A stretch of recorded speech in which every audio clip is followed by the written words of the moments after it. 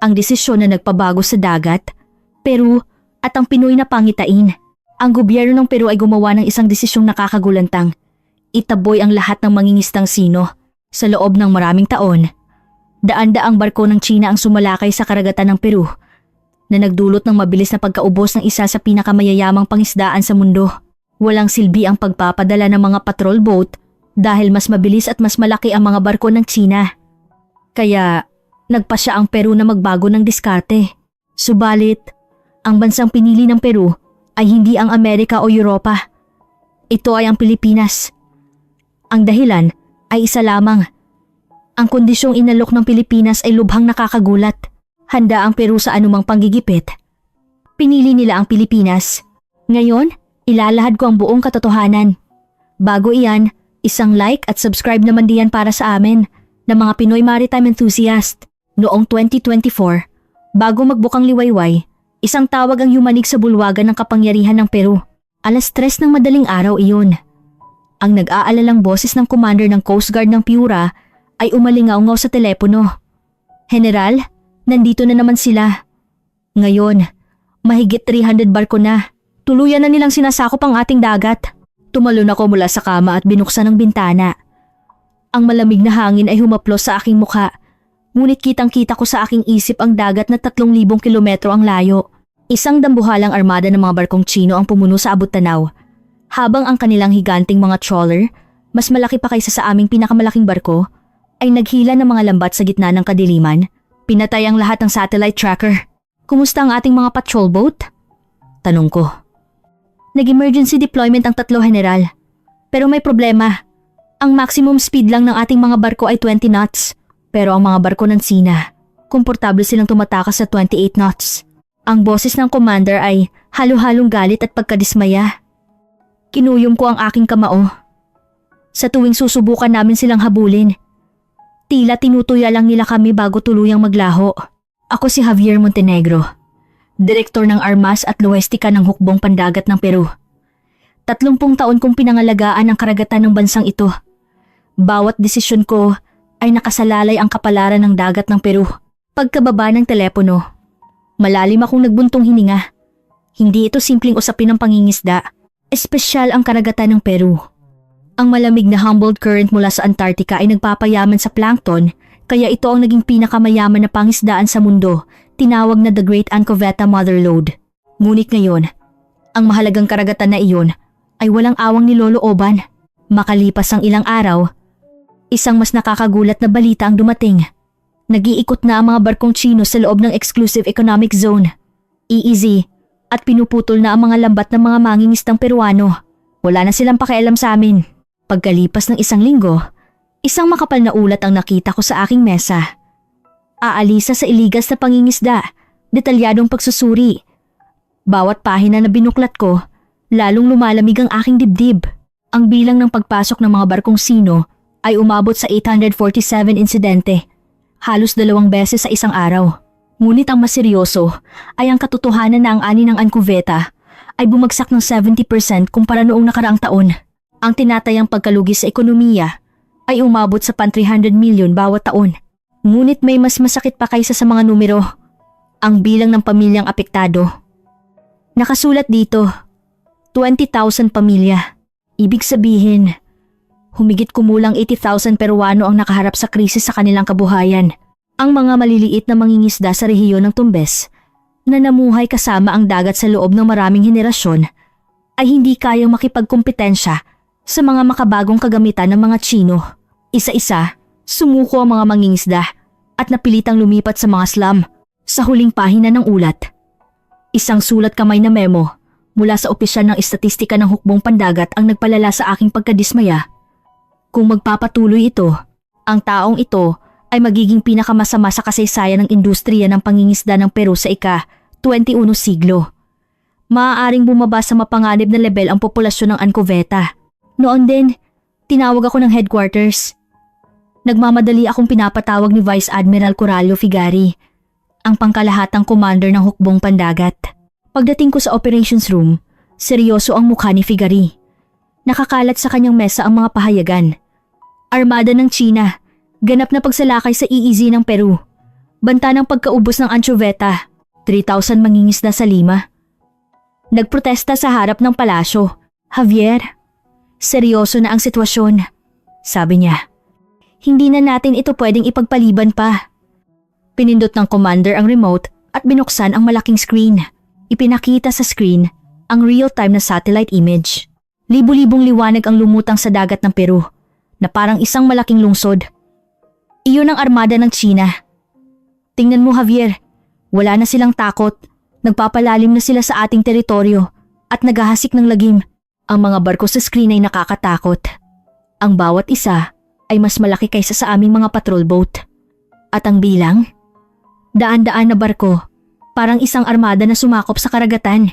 Nagpatuloy ang commander. Malaking issue ito sa Kongreso. Mahigpit ang batikos sa mga kalaban sa ating kawalang kakayahan. Ngunit, anong depensa natin? Wala tayong paraan para pigilan sila. Tumango lang ako ng tahimik. Ang aming mga patrol boat ay luma, mabagal, at maikli ang range. Paano namin sila hahabulin kung tatakas sila? Sa gitna ng lahat ng ito, may isang magandang balita na nagpagaan ng mukha ng commander. Isang espesyal na panukalang batas na nagpapahintulot sa hukbong pandagat na gumamit ng puwersa sa paghuli ng ilegal na pangingisda ay inaasahang ipapasa sa Kongreso ngayong linggo. Sigurado na ito dahil nagkakaisa ang mga partido. Ibig sabihin, magbabago ang batas? Dati, diplomatikong babala lang ang magagawa natin. Pero ngayon, pwede na tayong gumamit ng puwersa? Tanong ko. Pero, hindi ba may problema, General? Ngumiti ako ng pilit. May karapatan tayong magpaputok, pero kung wala tayong barkong magpapaputok, wala ring silbi. Malalim na nagbuntong hininga ang commander. Iyon mismo, Javier. Kaya kailangan kita. Kailangan nating kumuha ng bagong barko. Sabi niya at inabot niya sa akin ang isang dokumento. Direktang utos ito mula sa Pangulo.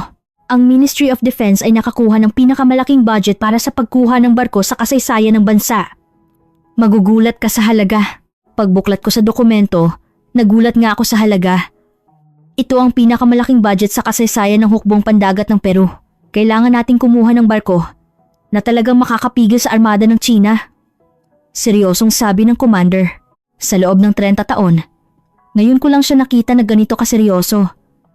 Javier, alam nating dalawa. 20,000 pamilya ng mangingisda ang nagtitiwala sa atin sa harap ng milyon-milyong Peruano. Hindi na tayo pwedeng magkamali ulit. Sa sandaling iyon, naramdaman ko ang matinding responsibilidad. Hindi lang ito tungkol sa pagbili ng barko, ang kinabukasan ng dagat ng Peru, ang kabuhayan ng libo-libo, at ang karangalan ng bansa ay nakasalalay sa aking mga balikat. Commander, sisiguraduhin ko pong matatapos ito. Makalipas ang ilang sandali, ginanap sa conference room ng Ministry of Defense sa Lima ang bidding presentation para sa pagkuha ng mga barko. Sa loob ng 30 taon, bilang procurement officer, ngayon ko lang nakita ang ganitong karangyaan. Lahat ng pangunahing shipyard sa mundo ay nagtipon sa Peru. Ang kapaligiran ay parang isang marangyang pagtitipon ng mga European noble. Ang Navantia ng Espanya, ang Fincantieri ng Italia, at ang Dame ng Netherlands, ay bawat isa ay may mamahaling booth, may mga magagarang brochure, 3D computer rendering, at tunog pa ng nagkukrus na baso ng wine. Ibinenta nila ang daan-daang taon ng tradisyon ng kanilang hukbong pandagat. Si Antonio, mula sa Navantia ng Espanya, ang unang umakyat sa entablado, mga ginoo ng hukbong pandagat ng Peru.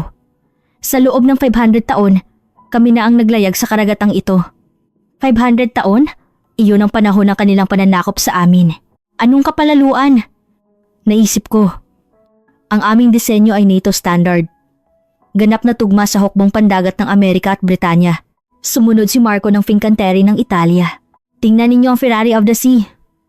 Ang barko sa video ay tunay na napakaganda.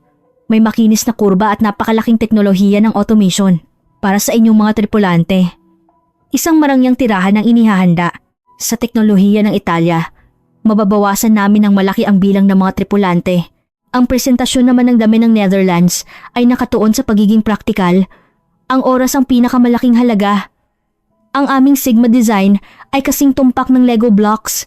Mailulunsad namin ang barko, 1 taon nang mas maaga kaysa sa iba, at lilinisin ang mga mananakop na nangangaso ng ansyoveta. Isang mungkahi iyon na tumatama sa aming agarang pangangailangan. Ngunit may kakaiba. Ang mukha ng mga kumpanya sa Europa ay nagpapakita ng labis na kumpiyansa na parang tapos na ang resulta. Tila sinasabi nila, natural lang napipiliin ng umuunlad na bansa tulad ng Peru ang mararangyang produkto ng Europa. At sa huli, ang delegasyon ng Pilipinas ang umakyat sa entablado. Sa totoo lang, hindi ako interesado. Magaling sila sa shipbuilding. Iyon ay totoo. Sikat sila sa container at LNG vessels. Pero, warship? Iba yun. Ang mga combat system, stealth design, at weapon compatibility ay domain ng Europa. Bumulong sa akin si Antonio na katabi ko. May dumating din mula sa Asia, General. Mga merchant ship lang ang ginagawa nila. Ganoon din ang naisip ko. Pilipinas? Isang maliit na bansa. Sikat sa pop culture? Pero sa warship? Ngunit, ibang-iba ang presentasyon ng Pinoy team. Walang magarbong 3D. Walang granding musika. Sa halip, sa unang slide, nagpakita sila ng isang mapa na nagpakaba sa lahat. Ito ay isang real-time na mapa kung saan daan-daang tuldok na kumakatawan sa mga barkong Tsino ang pumupunit sa karagatan ng Peru sa gitna ng kadiliman. Ito ang katotohanan na nangyayari sa inyong dagat ngayon. Hindi ninyo kailangan ng mararangyang display piece, sinabi ng Pinoy presenter, na isang babae. Sa malinaw na boses, ang kailangan ninyo ay isang kasangkapan para mabuhay isang barko na kayang humabol sa kalaban kahit gabi at kayang ayusin ang inyong sarili kinabukasan. Nagpatuloy ang presenter ng Pilipinas. Hindi kami dumating para magbenta ng barko. Dumating kami para gawing pinakamahusay na sentro ng shipbuilding sa Timog Amerika ang Sima Shipyard ng Peru. Mula roon, sunod-sunod ang mga radikal na mungkahi. 100% technology transfer. Ibahagi ang lahat ng design blueprint sa hukbong pandagat ng Peru. Nagkagulo ang bulwagan. Hinding-hindi ilalabas ng mga kumpanya sa Europa ang kanilang core technology. Lokal na joint construction. Hindi namin ito gagawin sa Pilipinas at ipadadala. Direktang itatayo ito ng mga manggagawa ng Peru sa Sima Shipyard. Sustainable partnership. Sa loob ng 5 taon, 300 Pinoy engineer ang maninirahan dito upang sanayin ang shipyard ng Peru at gawin itong sentro ng shipbuilding ng Timog Amerika. Talagang nagulat ako. Hindi ito simpleng pagbebenta ng armas. Ito ay tungkol sa paglipat ng teknolohiya ng buo. Pagkatapos ng presentasyon, sinuri ko ang folder ng Pilipinas.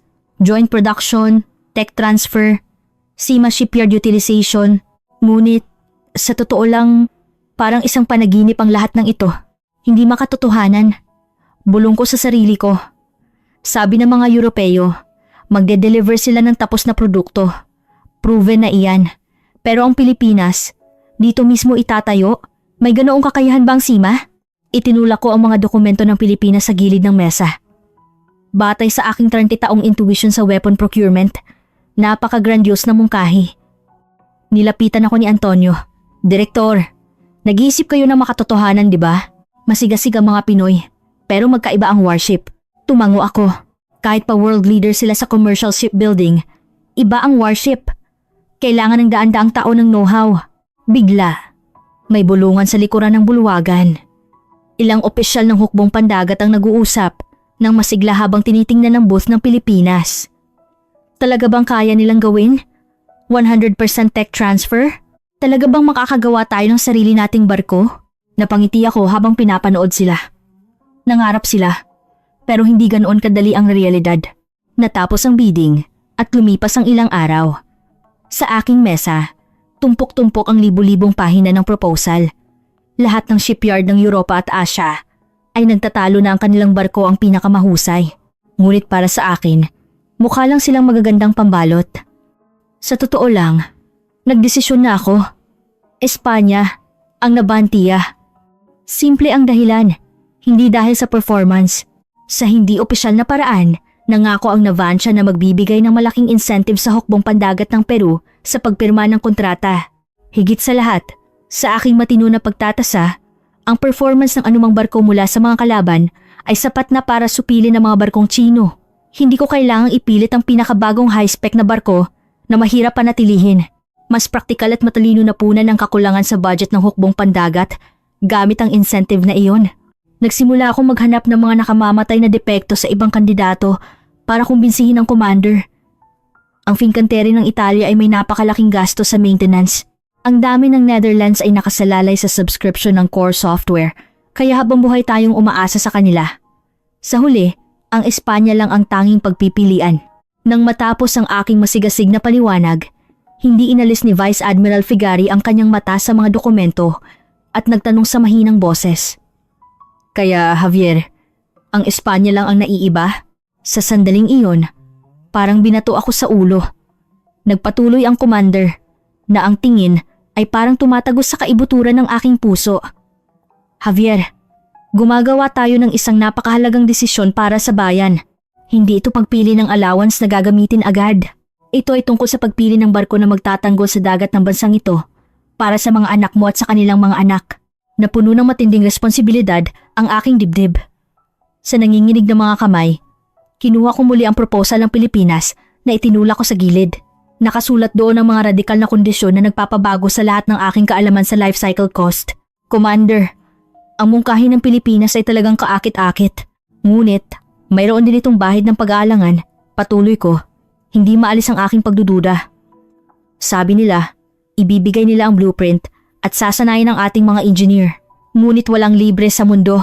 Maaaring ito ay isang advanced na estratehiya ng Pilipinas tulad ng ginawa ng China sa death trap para isama ang hukbong pandagat ng Peru sa kanilang sistema. Naalala ko ang halimbawa ng Belt and Road Initiative ng China at lalo akong nag-ingat sa Pilipinas. Ang masyadong perpektong mungkahi ay madalas may nakatagong layunin. Ngunit muling nagbigay ng utos ang commander. Kung gayon, isama mo ang pag-aalangan na iyan at muli mong imbestigahan ang Pilipinas. Tingnan mo mismo kung sila isang halimaw na lalamon sa atin o ang himala na hinahanap natin. Binalik ko ang aking pagiging kalmado at nagdesisyon na kailangan kong ibunyag ang tunay na intensyon na itinatago ng Pilipinas. Hindi ko ito mapapatunayan sa emosyon, kundi sa mga numero. Sinimulan kong salain ang impormasyon at sinuri ang bawat ulat ng mga bansa na bumili ng barko sa Pilipinas. Ang nilalaman nito ay nakakagulat. At yung manig sa aking pagiging matino. Una, ang datos mula sa hukbong pandagat ng Vietnam. Nagsimula sila sa 2 Makabayan-class patrol vessel noong 2016 at ngayon ay umorder na ng kabuoang 10 barko kasama ang mga naunang modelo. Ang acquisition rate ay 100%. Ito ay talagang nakakagulat. Kung hindi maganda ang barko ng Pilipinas, hinding-hindi ipagkakatiwala ng isang bansa ang kapalaran ng kanilang hukbong pandagat sa isang bansa. Nakasulat sa ulat ng Chief of Staff ng Hukbong Pandagat ng Vietnam. Ang operational rate ng mga gawang Pilipinas ay nananatili sa average na 95% taon-taon. Ito ay 30% na mas mataas kaysa sa mga barko ng Europa. At ang oras ng maintenance ay nabawasan ng mas mababa sa kalahati. Ganoon din sa Thailand. Habang hinahamak ng Europa na kulang sa teknolohiya ang mga Asyano, ang Pilipinas ay nag-deliver ng mga frigate sa eksaktong oras at petsa na tuluyang nagpabago sa pangunahing armada ng hukbong pandagat ng Thailand. Ang panayam sa isang Thai admiral ay partikular na nakaka-impluwensya. Hindi kami tinrato ng mga Pilipino bilang customer, kundi bilang partner. Hindi lang nila ipinasa ang barko at umalis. Naglakbay sila kasama namin hanggang sa maging ganap na mahusay ang aming hukbong pandagat. Ngunit ang pinakamalaking pagkagulat ay ang kaso ng Royal Navy ng Britanya. Sa una, hindi ako makapaniwala. Ang Britanya, ang Empire of the Sun, na may 500 taon ng kasaysayan. Sa kauna-unahang pagkakataon, umorder ng warship sa isang shipyard sa ibang bansa at ito ay ang Pilipinas. Ito ay para sa 37,000 toneladang Tide-class replenishment ship. Ang mas nakakagulat ay ang katotohanan na ang maintenance at modernization ng kanilang pangunahing frigate, ang Type 23, ay pinagkatiwala sa mga shipyard ng Pilipinas. Hindi kailanman naisip na ipadala ng Britanya ang kanilang mga barko sa ibang bansa para ayusin. Nakasulat sa isang internal na dokumento ng British Navy. Sinasamba ng mga Pilipino ang oras. Ang gastos ay hindi nagbabago mula sa kanilang ipinangako. At ang kalidad ay nagdudulot ng higit na sorpresa kaysa sa presyo. Ang pakikipagtagpo ng British Navy sa Philippine Shipyard ay ang pinakakahanga-hangang pagtuklas ngayong taon. Sa kabilang banda, ang katotohanan ng Navantia ng Espanya na nakakuha ng aking atensyon dahil sa incentive ay nakalulungkot. Nanlamig ang aking likod nang makita ko ang kaso ng Hobart-class destroyer project ng hukbong pandagat ng Australia. Sa madaling salita, ito ay pinakamasama. Ang pag-deliver ng barko ay naantala ng 10 taon at ang gastos ay lumampas sa 3 beses ng orihinal na budget. Ang sinabi ng Australian Defense Minister sa Kongreso ang nagsasabi ng lahat. Hindi kami nag-order ng barko sa Espanya Parang bumili kami ng walang katapusang bangungot. Ganoon din ang Fincantieri ng Italia.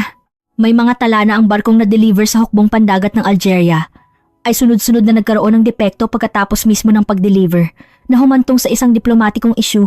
Ang mga shipyard ng Europa ay tuluyan ng nalubog sa burokrasya at mataas na gastos. Tinitingnan lang nila ang Peru bilang isang ATM para punan ang kanilang mga gastos sa maintenance. Ang malaking incentive na inalok ng Espanya ay isang maliit na bagay kumpara sa napakalaking gastos sa maintenance na babayaran namin sa loob ng 30 taon. Hindi nagsinungaling ang datos. Ipinagbebenta ng Europa ang nakaraan nilang kaluwalhatian na dapat lang ilagay sa museo, habang ang Pilipinas ang nagpapatunay sa karagatan ng mundo sa pamamagitan ng kanilang kasalukuyang performance. Ang China ay nagbibigay ng armas upang agawin ang daungan ng ibang bansa, ngunit ang Pilipinas ay naglilipat ng teknolohiya upang lumikha ng mga kasosyo na magtatanggol sa dagat. Iyan ang aking konklusyon. Naramdaman ko na ang martilyo ng Pilipinas na pinagtitiwalaan ng British Navy ay magpapagana muli sa kinakalawang na puso ng Sima Shipyard. Kinuha ko ang telepono gamit ang nanginginig na kamay. Ayusin ang flight. Pupunta ako sa Pilipinas ngayon din. Gusto kong makita ang katotohanan gamit ang sarili kong mga mata. Makalipas ang 2 araw na mahabang biyahe, tumayo ako sa harap ng gate ng shipyard sa Pilipinas kung saan itatayo ang mga warship nila.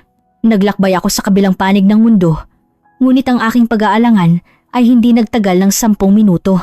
Sa sandaling dumating ako sa specialized yard kung saan ako inakay, ang lahat ng aking kaalaman ay nadurog sa ilalim ng dambuhalang Goliath crane. Sa totoo lang, pagpasok ko sa shipyard, naramdaman kong pumasok ako sa ibang mundo. Para sa akin, ang Pilipinas ay isang bansa ng himala na gumagawa ng mga sopistikadong electronic product, nag-export ng magagandang drama, at nalampasan ng kahirapan. Akala ko isang tapat na latecomer sila na kailangan pang yumuko sa 500 taon ng tradisyon ng hukbong pandagat ng Europa. Ngunit ang tanawin sa harap ko ay hindi ganoon. Daan-daang crane ang pumuno sa dagat na bumubuo ng isang gubat ng bakal. Sa likuran nito, nang buksan ang pintuan ng high security zone, isang dambuhalang halimaw na kumikinang sa kulay pilak ang lumitaw. Iyon ang Makabayan class frigate, ang next generation Aegis destroyer na dinisenyo ng Pilipinas. Director Montenegro, mahirap paniwalaan. Pero ang hukbong pandagat ng Amerika ay nakikipag-ugnayan sa amin upang makipagtulungan sa paggawa ng 5 Aegis destroyer taon-taon.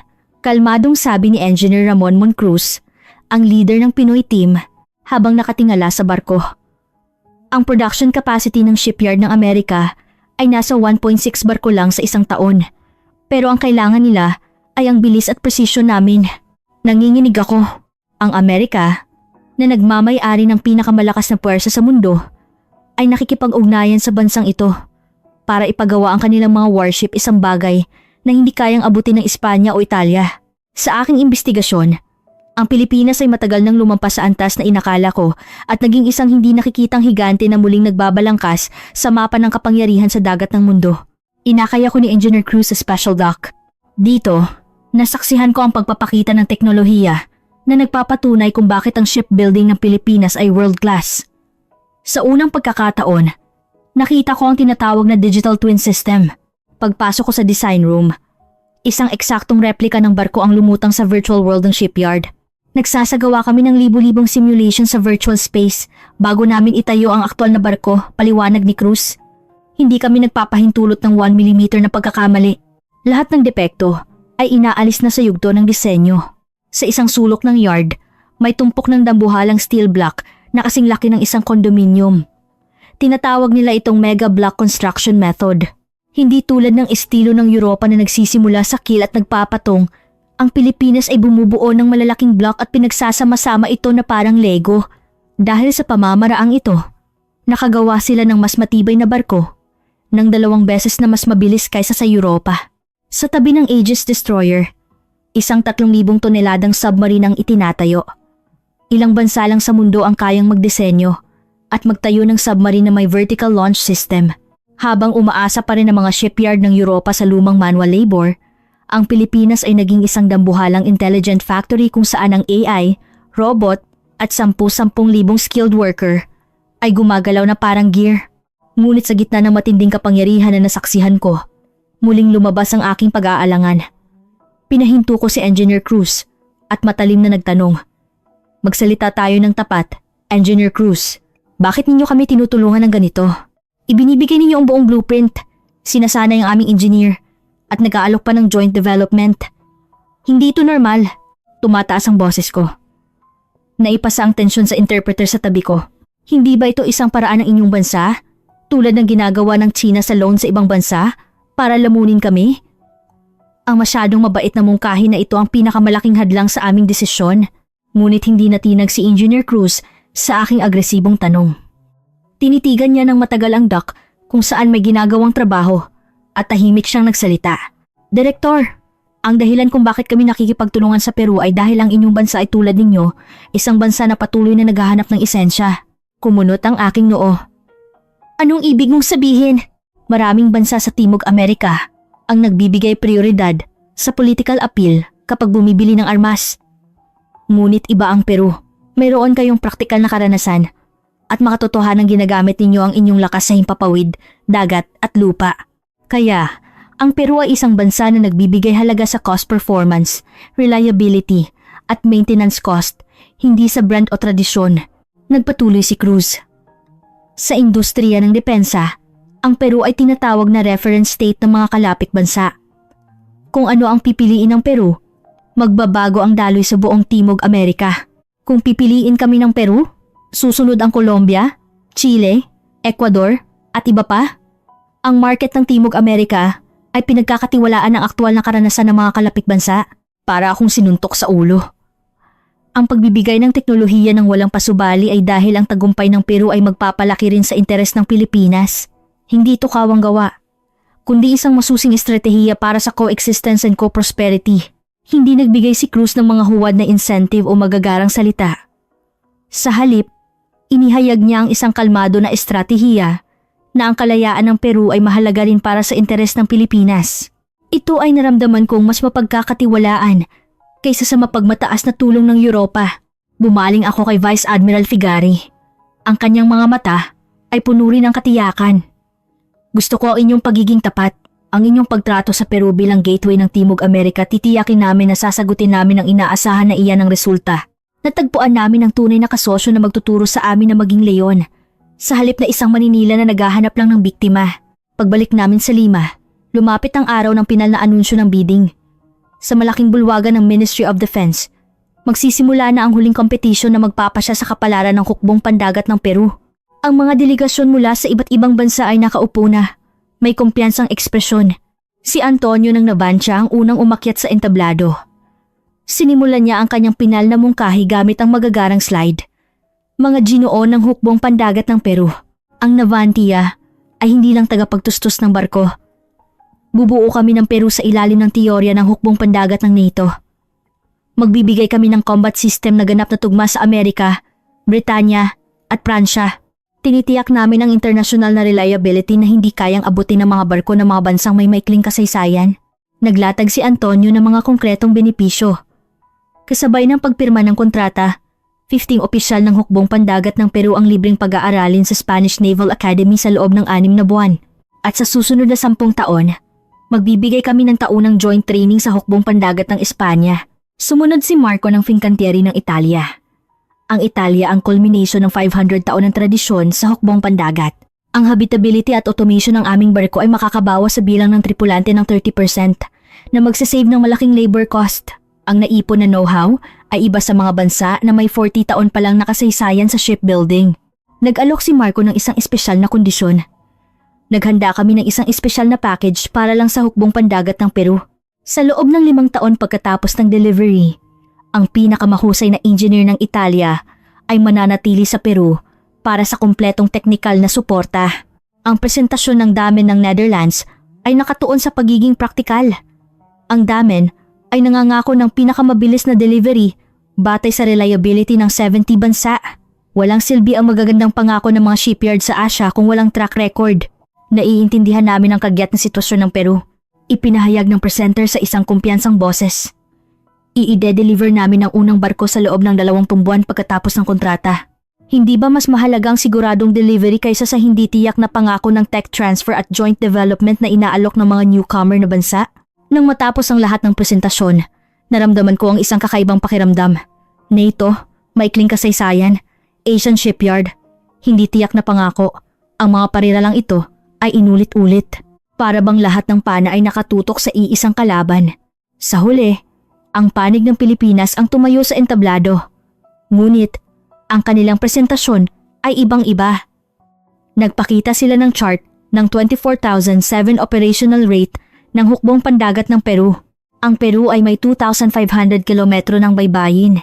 Higit sa lahat, ang Humboldt Current na nagdadala ng lamig mula sa Antarctica ay dumadaloy dito. Ang mababang temperatura ng tubig ay nagdudulot ng labis na stress sa makina. Nagpakita ang Pinoy presenter ng konkretong datos dahil sa sobrang yaman sa nutrient, hindi bihira na bumara ang mga seawater inlet sa damong dagat o mabulok ang hull. Ang mga barkong optimized para sa kalmado na klima ng Mediterranean o North Sea ay hindi makakapagpanatili ng 70% operational rate sa dagat ng Peru. Tumigil siya at nagpatuloy sa isang tingin na nakadaig sa bulwagan. Iyan ang dahilan kung bakit kami nagdesisyon upang daigin ang malupit na Humboldt Current. Ang hukbong pandagat ng Peru ay kailangang magkaroon ng ganap na technical sovereignty, ang kakayahang buksan ng puso ng barko, ayusin at i-upgrade ito gamit ang sarili nilang mga kamay. Mula sa sandaling iyon, sunod-sunod ang mga radikal na mungkahi na parang talon. Hindi ito simpleng lohika ng isang merchant, kundi lohika ng isang estratehista na naglalayong baguhin ang buong istruktura ng Peru. Nag-aalok kami ng isang custom design para lang sa Peru na may 100% biofouling prevention coating at corrosion prevention na specialized para sa kakaibang kapaligiran sa baybayin ng Peru. Ang teknolohiya na nahubog sa kakaibang kapaligiran na ito ay magiging standard para sa buong Timog Amerika. Hindi lang kami nagbebenta ng barko. Ibabago namin ang shipyard ng Peru at gagawin itong hub ng warship construction ng Timog Amerika. Ipapasa namin ang lahat ng blueprint at manufacturing technology. Lalo na, ibibigay namin sa hukbong pandagat ng Peru ang lahat ng control ng combat software, ang utak ng barko na mahigpit na tinago ng Europa bilang black box. Tapos na ang panahon ng paghingi ng pahintulot sa Europa at pagbabayad ng napakalaking bayarin sa tuwing magdadagdag kayo ng isang armas. Ipinakita rin ang estratehiya para sa South American Hub. Ang mga pangunahing bahagi ng barkong i-order ng Colombia, Chile at Ecuador mula sa Pilipinas ay ipoproduce sa Sima Shipyard ng Peru. Ang Peru ang magiging sentro ng industriya ng hukbong pandagat ng Timog Amerika. Sa huli, idineklara ng panig ng Pilipinas. Dumating kami para ipasa ang teknolohiya ng soberanya kung saan ang Peru mismo ang magde-design at magtatayo ng sarili nitong kapalaran. Mula ngayon, ang Peru ay hindi na isang customer na naghihintay ng barko mula sa ibang bansa, kundi isang designer na bubuo ng kaayusan ng dagat ng Timog Amerika. Nang matapos ang presentasyon, namayani ang ganap na katahimikan sa bulwagan. Binitawan ni Antonio ng Espanya ang kanyang ballpen. Masungit na tiningnan ng delegasyon ng Italia ang proposal ng Pilipinas. Kitang-kita ang pagkabahala sa panig ng Netherlands. Habang nagbebenta sila ng produkto, nagbigay ang Pilipinas ng mungkahi na naglalayong baguhin ang mismong kapalaran ng Peru. Tiningnan ko si Vice Admiral Figari.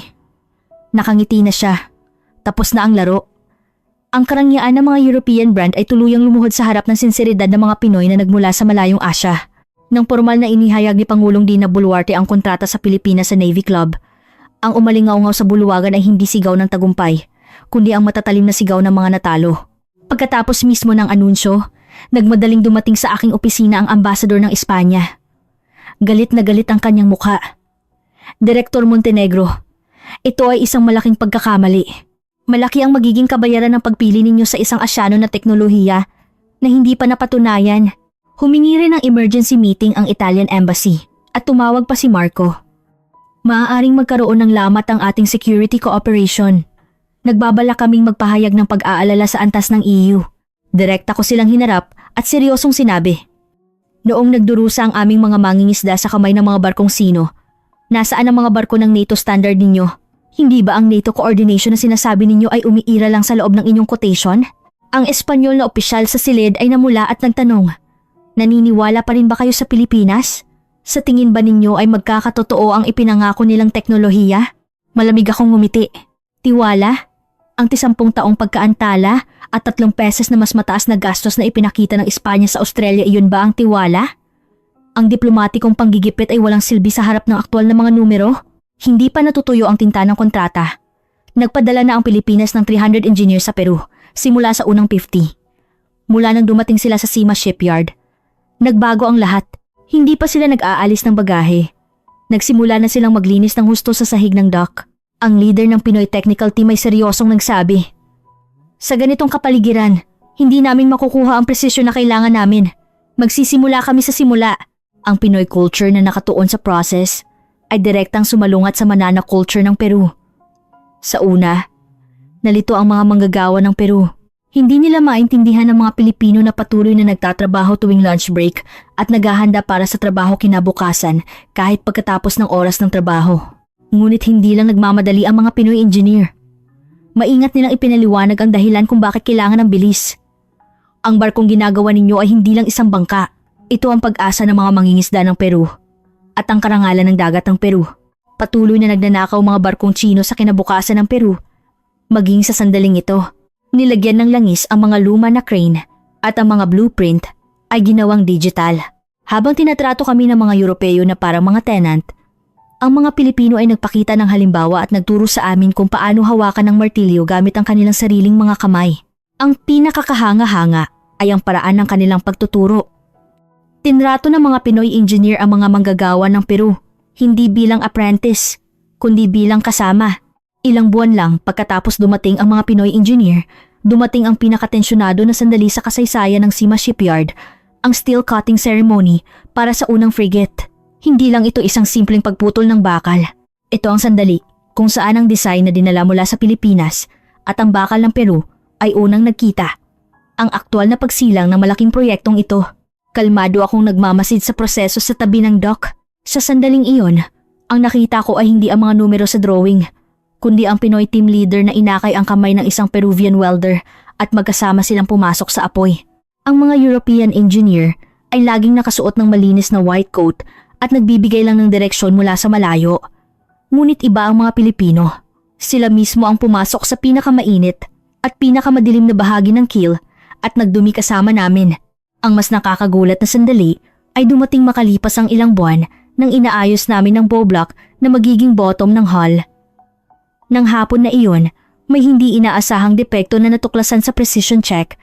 Ang welding parts sa ilalim na espesyal na dinisenyo para makayanan ang mataas na density ng Humboldt current ay bahagyang may baluktot. Kung ito ay sa estilo ng Espanya, ito ay isang nakamamatay na sitwasyon kung saan titigil ang proseso ng isang buwan para maghintay ng ulat at direksyon mula sa design department sa Espanya. Ngunit, binuksan agad ng Pinoy team leader ang kanyang laptop. "Direktor, aayusin namin ang design at ilalapat ang reinforcement method dito mismo.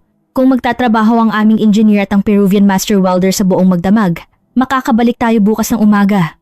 Sa kanilang mga mata, may matinding responsibilidad na lampas sa pagiging masigasig sa deadline ito ay ang pagtupad sa kanilang pangako na magkasamang magpalago.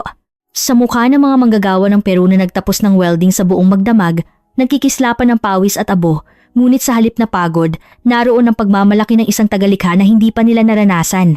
Ang ipinakita nila ay hindi lang welding technique, kundi ang mismong bato ng kalayaan ng kakayahang lutasin ang anumang problema sa lugar gamit ang sarili nilang mga kamay. Sa kamay ng isang batang engineer na nakangiti sa mukha niyang puno ng itim, kitang-kita ang bakas ng martilyo ng mga Pilipino. Sa sandaling iyon, nakumbinsi ako. Kasama ang mga taong ito, ang frigate ay simula pa lang. Ang apoy sa araw na iyon ay naging fuse na humantong sa pinakamatapang na desisyon sa kasaysayan ng hukbong pandagat ng Peru. Nagpaplano kaming gumawa ng kabuuang 23 pang barko sa loob ng susunod na 11 taon para sa modernisasyon ng hukbong pandagat ng Peru. At 3 bilyon ang ilalaan sa makasaysayang proyektong ito. Malinaw na ang Pilipinas ang magiging priority partner sa proyektong ito. Pagkatapos, noong Disyembre 19, 2025, isang makasaysayang sandali ang dumating sa Sima Shipyard. Mahigpit na nakipagkamay si Pangulong Jorge Talledo at ang kinatawan ng Pilipinas at pumirma sila sa isang joint development agreement para sa next generation submarine. Ang submarine ay isang larangan na nangangailangan ng mas mataas na teknolohiya kaysa sa frigate. Ipinagkatiwala namin maging iyon sa Pilipinas. Oh, nagpasya kaming gawin niyon kasama ang Pilipinas. Tinitigan ko ang loob ng shipyard dock. Nagsisimula ng maghugis ang hull ng unang frigate. Gawa ito ng mga Peruvian artisan sa tulong ng teknolohiya ng Pilipinas. Isang tanawin na hindi namin naisip isang taon na ang nakalipas. Noong panahong iyon, wala kaming magawa laban sa mga barkong Tsino, kundi ang maghintay. Ngunit ngayon, iba na. Sabi ni Vice Admiral Figari na nasa tabi ko. Javier, naaalala mo ba ang 1 taon na ang nakalipas? Opo, Commander. Naaalala ko. Sabi ninyo noon, nanghihinangin yung tuhod. Tumawa ang Commander. Noon, nagulat ako sa Pilipinas. Ngayon, nagugulat ako sa ating sarili. Tama siya. Nanginginig ang aking kamay. Ang apoy ng welding, ang galaw ng crane, ang sigawan ng mga manggagawa pumuno ang lahat ng iyon sa sima. 1 taon na ang nakalipas. Walang tao rito. Ngayon, nagiging sentro na ito ng warship construction ng Timog Amerika. Sa sandaling iyon, isang batang Peruvian welder ang tumakbo patungo sa amin. Puno ng pawis at langis ang kanyang mukha. Ngunit ang kanyang mga mata ay nagniningning sa kumpiyansa. Direktor, sinabi sa akin ng Pinoy engineer kanina, ang welding skill mo ay up to standard na ng Philippine Shipyard. Tinapik ko ang balikat ng binata. Ikaw ang kinabukasan ng Peru. Magpatuloy ka. Ang hangin ng pagbabago ay humihip sa Sima Shipyard. Ang mga kabataan ng Peru na dating mga walang trabaho ay nagbago at naging world-class shipyard engineer. Ang kanilang kasanayan na nahubog sa pag-aaral at pagsasanay kasama ang mga Pinoy engineer araw at gabi ay umabot na sa pinakamataas na antas sa Timog Amerika. Lumapit sa akin ang leader ng Pinoy Technical Team. Direktor, talagang nagugulat ako. Ang bilis ng pag-aaral ng mga Peruvian engineer ay lampas sa aming inaasahan. Hindi na namin kailangan pang magturo. Sila na mismo ang nagsisimulang lumutas ng mga problema. 1 taon na ang nakalipas. Ipinagkatiwala namin sa Pilipinas ang surface ship. Ngayon, ipinagkakatiwala na naming maging ang ilalim ng dagat. Iyan ay dahil pinatunayan nila ang kanilang kakayahan at lumaki rin kami. Hinihintay na ngayon ng Peru ang paglunsad ng bagong frigate na malapit nang matapos sa Sima. Sa likod ng lakas ng bagong warship na ito, lubos na pinahigpit ng gobyerno ang paghuli sa mga barkong Tsino. Ang mga armada ng pangingisda ng Sina na tumatakas sa 28 knots ay tahimik na naglaho. Ang Ancoveta ay bumalik. Ang 20,000 pamilya ng mangingisda ay muling naglayag. Ang dagat na ipinagtanggol ni Miguel Grau, ang gentleman of the sea. Ang 146 taon na ang nakalipas ay bumalik na sa puso ng mga inapo ng Incan.